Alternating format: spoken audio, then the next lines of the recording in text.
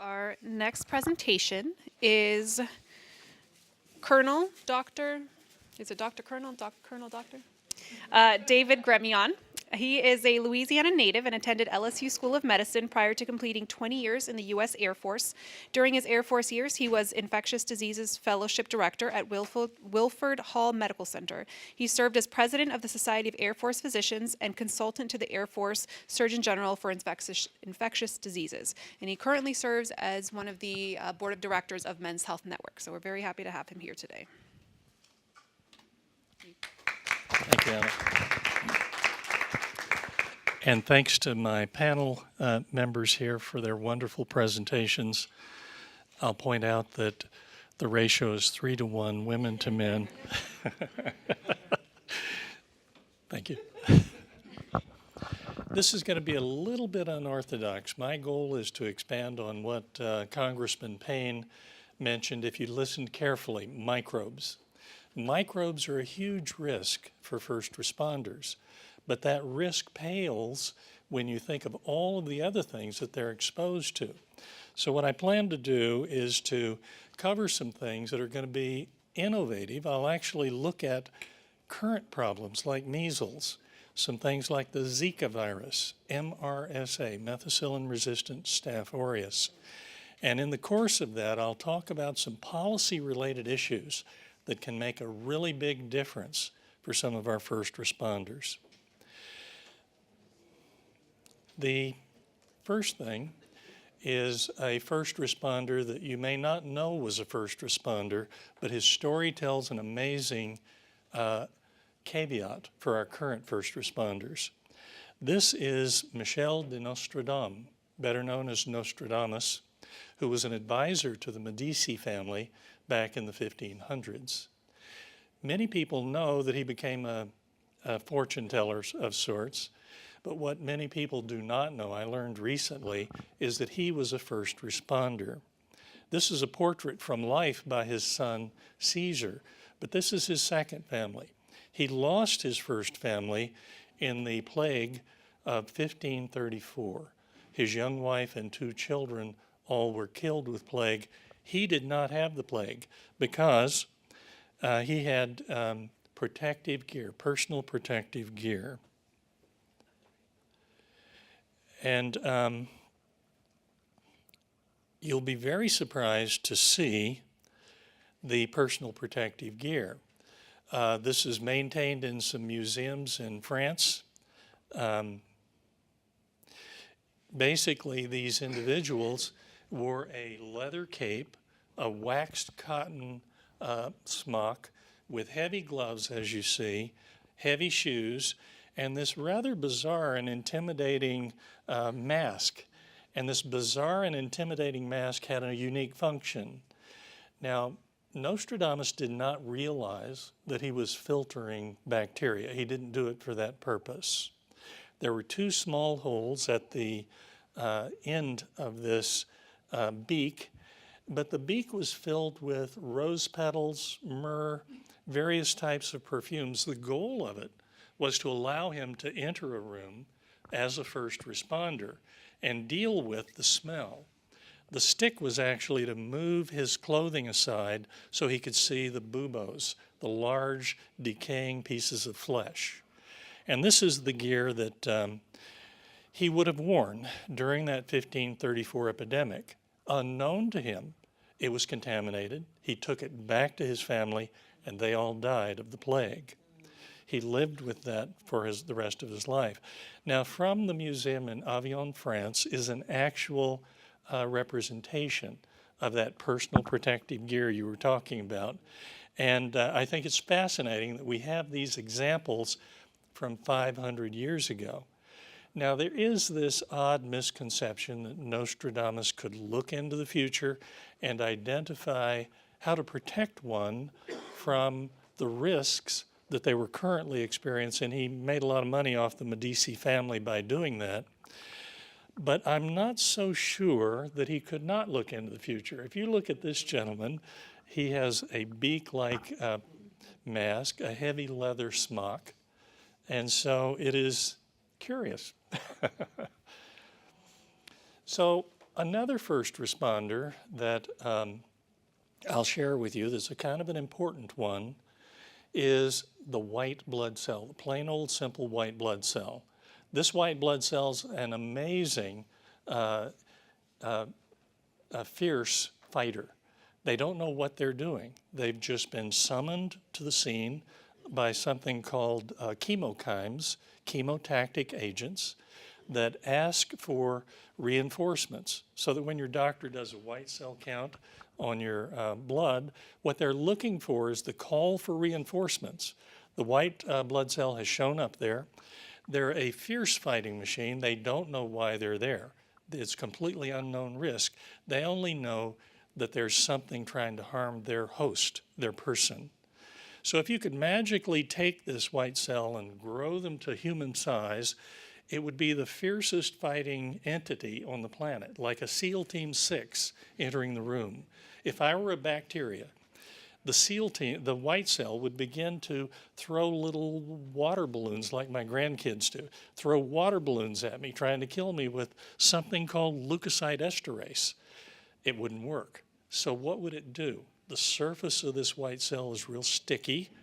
It would snuggle up to me, stick to me, and slowly eat me. It's called engulfment or phagocytosis. Then it would begin to take my body apart so that it could analyze my body for the second wave responders. These second wave responders are lymphocytes, mast cells, eosinophils. They're highly specialized, but they're also protected, and they last for the rest of your life. So when you get that measles shot, which is a skin injury, white cells show up. They say, oh, darn, don't worry about it. It's nothing big. It's not strep. The mast cells begin to show up. The lymphocytes begin to show up, and they say, this is interesting. The body parts of what we found there need to be remembered in case this disease comes along again. So then those antibodies stay with you for the rest of your life, unlike the first responder. The first responder has high risk, short lifespan. They're very dangerous. They do as much damage to the body, to the host, as they do to the invading bacteria. But they're functioning without a full threat assessment. If you follow me, they are doing the threat assessment for the follow-on second and third wave that are much better prepared. So 2 messages from these 2 bizarre pathways to stories. Number 1, first responders, when they're worried about infection, they have to also worry about infection for their families. And each of the 3 examples I'm going to show you are infection syndromes that put first responders at risk, in which they can take it home to their family. I selected these just for that purpose. So first of all, what are the characteristics of the first responder experience? First of all, the risks are unknown. Think of invisible. You know, you go to a scene of a tragedy, an accident, a terrorist attack. You're looking at what's visible. You're thinking about what's there, but what may be the greatest risk is what's invisible, what's microscopic. There are changing risks. This time last year, we didn't even think about measles as a risk for a first responder. Last week, there were 758 cases of measles. We're in the biggest measles epidemic in 25 years. That is a risk for first responders. You'll see why in just a minute. There are secondary risk factors for first responders, not just for, as I mentioned, not just for the first responder, but that secondary risk is to workmates and to family members. They have to act just like that poor white cell with no threat assessment. The white cell flows in there, they're fighting, they want to do a good job, and they end up killing a lot of things they shouldn't kill, but they do that job, and sometimes they kill themselves. The risk is high, but the urgency to act is also high. There is a high risk of personal injury with first responders. We've heard it from Regina, from the experiences that she described. We've heard it from Allison with violence against healthcare workers that are first responders. And we heard it from Beth with her presentation. there's a high risk of injury for first responders. They carry that risk with them every place they go. They do it for us. Can you imagine a world without first responders? Our sense of freedom would be very constrained, wouldn't it? Because each day we live our lives with that realization that somebody's got our back. You know, we can do something adventuresome, something exciting. We can think and act outside of the box. But we can only do that because we know somebody's got our back. And that's where we come in as public officials and voters. We have to let our first responders know that we have their back as well. And that's our job here today.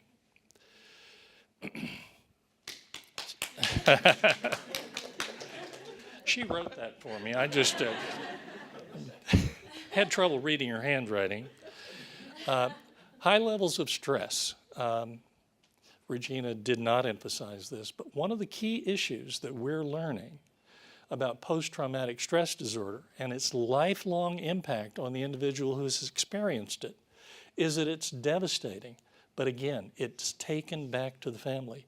The PTSD experienced by the first responder becomes a family issue. It becomes a workplace issue. It becomes a lifelong issue. But progress is being made very rapidly.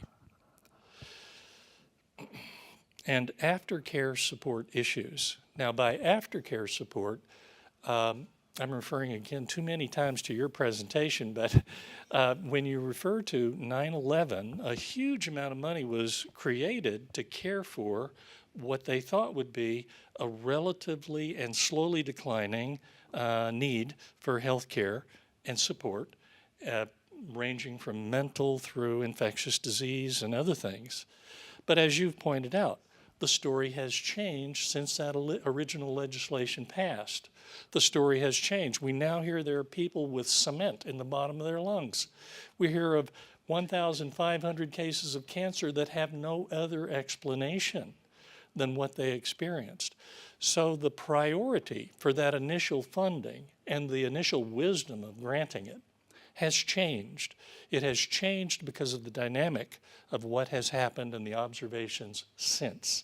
We're lucky to have people like this to bring that to groups and to congressmen like Payne, who's committed to this issue. Aftercare support issues, we need more. So how does the system, by system I mean the federal government, local government, even volunteers that are supported by their communities. What are the characteristics of that first responder experience are severe, and they require personnel policies that are appropriate. First of all, in the military, we had a flight crew rest period. You cannot fly. You can't jump in that F-15 unless you have had 8 hours of shut-eye. We need to have personnel policies that are adaptive, that are appropriate to the situation that first responders are going to encounter. You can't take a firefighter, and you mentioned, I'm happy to hear it, the Wildlands firefighter program. And what happens with the wildland firefighters is that they rush into, they're deeply committed to getting things done, but they stay way too long without relief. And that fatigue becomes an issue in their effectiveness. So the firefighters, all of the first responders, need to have crew rest policies, paid downtime for exposure. If you run into a room with a measles case, you have to see if you have antibodies that are protecting you, and that comes in the aftercare 2-3 days later when you talk to somebody about it. Your antibodies are a little bit low, you're out of work for a week or two until that incubation period says, okay, go back to work. So there are downtime issues and payment issues to that individual. You don't take it as vacation time. You maybe do some training, but you actually need to have compensation for that time, and training during allotted compensation time, often at the workplace. Aftercare and long-term follow-up, of course, and funding with healthcare policies that go beyond the deductibles issues that we're seeing everywhere throughout society. Deductibles, copays, you may think you have health insurance until you just decide to go use it. And I have had many patients come to me in my clinic and say, Doc, I have health insurance, but I don't want to use it because their copay is so high. So our first responders, if we are going to live by that mantra that we've got your back, if we're going to live by it, the first step is providing health care that is comprehensive to them and to their families. And that would also include life insurance as well. Okay on time? Okay. I'm going to talk about modes of spread of infectious diseases. Now, there are many famous ones not here, like sexual, spread by mosquitoes, ticks. They're not listed here because in general they have no relevance to the EFR, emergency first response experience. But all of them can be categorized under the acronym 3Ws, the 3Ws, wound, water, and wind. With wound, you could find things like contact skin, sores, injuries. Under water, all of those body fluids, amniotic fluid. Amniotic fluid might be a route for Zika virus. Blood, saliva, water, wound, water, wind, droplet, aerosol spread, tuberculosis. If you are rushing to a scene, you're breathless with how fast you're having to carry all this protective gear, breathing deeply in and out, wound, water, wind, wound, water, wind. It'll help you remember what to watch for and think about and as you enter that scene. Some pathogens by mode of spread. Contact, of course, MRSA, methicillin-resistant Staph aureus, anthrax, which can be a bioweapon, but it can also be a naturally acquired infectious process. Herpes is a risk for first responders. Airborne spread with aerosol, you would look at pathogens like tuberculosis, measles, varicella chickenpox. Additional pathogens by mode of spread, HIV, hepatitis B and C, and Zika. I'll speak about Zika in just a moment. Waterborne, you would look at hepatitis A, Shigella, Salmonella, and norovirus. Now you think of norovirus as some simple thing, but if a first responder gets norovirus and diarrhea for a week, they're no longer backing us up. And so they have unique issues that derive directly from the risks that they took to protect us. And societally, we have that reciprocal obligation, and we can't get away from it. It's there. We can't get away from it. Now, you've read in the papers that we're in a 25-year historic rubeola or measles epidemic. And this should be recognized by everyone except that you've never seen it in your life. So I decided to show you a measles face. The measles rash starts right here at the hairline, and it descends like a window shade across the face. There's always redness to the whites of the eyes, coryza, and cough. There are many things that may look like this, like a drug reaction, etc. But exposure to measles is quite a serious event. This current epidemic is centered in California around Disneyland, but it's actually everywhere in the country now. So a first responder may enter a home of a child with a temp of 106 who just had a fever and look at that child and see, gosh, there's a rash here. What's going on? Could it be meningococcus? Could it be measles? If you can recognize that rash and the tiny little spots inside the mouth called Koplik spots, you're going to go a long ways in helping to protect your community. Gaps in immunization are a critical issue. And as first responders, you are leaders in the community. You're leaders in thought, you're leaders in attitudes, and one of those that you can make a difference in, and everybody in this room for that matter, is to dispel this myth that there's some problem with immunizations. Immunizations really do save lives dramatically. And we're talking about an immunization here with a 99% effectiveness rate. That's rare in clinical medicine. From this recent study, 1 in 5 children with measles in Southern California had to be admitted for the severity of their disease. 1 in 15 developed serious complications like pneumonia, otitis media, or other complication. Immunization is prevalent in some narrow pockets of community that have either rejected measles immunization has been rejected by them, or it has not been available to them. There are those two different pathways to not having adequate immunization. The implications for emergency first responders are, first of all, that you recognize it. You recognize it to protect yourself and so that you don't do like Nostradamus did and take it back home to your family. Immunizations for yourself and for others, and avoidance of downtime, duty restrictions based upon the fact that you were exposed. And a potential EFR exposure could come in any form. It may be a seizure, as I described. It may be you entering the home for a totally different purpose as a response and seeing a rash that you needed to report to someone. Next, we'll talk about flavivirus or Zika. Now you say, how could this possibly fit into a first responder profile? Well, Zika, as you know, is primarily spread by Aedes aegypti or Aedes albopictus that are now becoming more prevalent farther north. However, what we've learned in the past couple of years is that it's spread by sexual intercourse, and it's spread by amniotic fluid. And so an emergency responder responding to an out-of-hospital delivery, an emergency delivery, might have amniotic fluid exposure.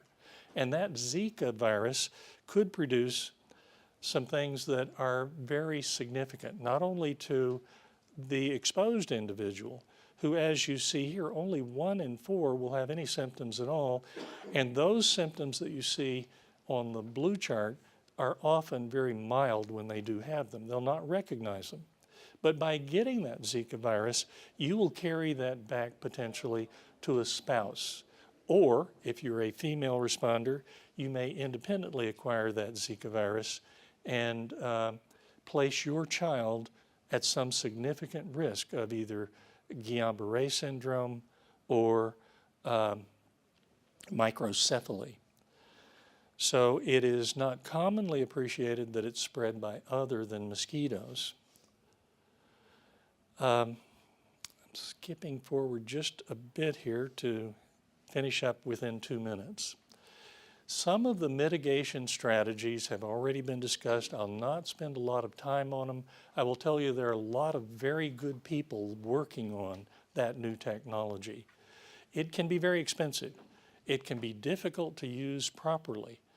Taking off a glove, as Allison knows well, it has to be done very carefully this way. Pull it out so that you encapsule whatever is exposed on the hand. Many people don't know that or do it properly. So degloving, and in fact donning and doffing all personnel protective equipment has to be taught and rehearsed and done over and over and over again. Now I will refer just briefly to this. Dr. Whalen referred to the opioid epidemic and its implications. What we've realized recently is that not only do we have a heroin epidemic, we have a fentanyl epidemic, and now a carfentanil epidemic. Carfentanil is 10 times more powerful than fentanyl, and fentanyl is 100 times more powerful. In these vials are the lethal dose of each of those agents. And as you can see, a simple hand contact or reaching up and touching your eye, a mucous membrane, could transfer a lethal amount of carfentanil. And in fact, it is very common now, one case in North Carolina just 2 weeks ago, of first responder workmates along with them having to give Narcan to one of the first responders. It all comes from the lack of a threat assessment. You don't know what's going on at that scene that you've just entered. If fentanyl is there, it introduces a whole lot of new issues that have to be taken into consideration. Immunization, get your shots when you can, it's critically important, and encourage other people just through the force of your understanding and knowledge to adopt a healthy attitude toward immunization. Prophylactic antibiotics, we use them all the time in first responders. Post-exposure follow-up, work limitations, these are all things. Now we've switched, because of the opioid thing, to nitrile gloves that are powerful, strong, and impervious to that fentanyl. Rapidly changing personal protective equipment. Again, I know that this is Dr. Whalen's area of expertise, but the area of expertise that I'm seeing in the teenagers is that it is becoming a fashion industry. I don't know if you know this, but in medicine we've addressed this for years, where people really like the look of the scrubs. The scrub suits really look good, and if you want to go out and impress people with your scrubs, but as an infectious disease doc, I look at that and I say, where have you been that you needed scrubs? Have you been in an OR? And actually, if you look at tactical gear, if you go to Cabela's now and you can find tactical gear that is not really worn for any purpose than a fashion. There's a huge fashion industry developing around personal protective gear. Not the mask, by the way. That hasn't caught on yet. So the CDC has a specific rule against wearing in public, and I would encourage you to take that to heart. Personal protective equipment is often taught with a module. They say, give you a manual, take this home, read it carefully at home, and you'll take your test tomorrow. That's no good. You need to be compensated for that time when you are at home working hard to get up to speed. So, Nostradamus was right, without a doubt, about protective gear. I don't know how he could look forward and see this goofbean thing that stuck out, but maybe he did. And also, there are risks that first responders take every day on our behalf.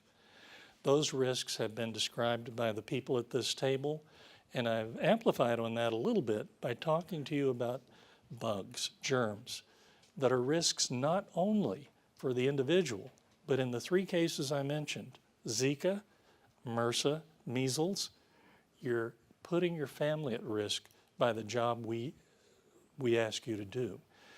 And we have an obligation. That obligation to our first responders derives from the obligation and the commitment they've made to us.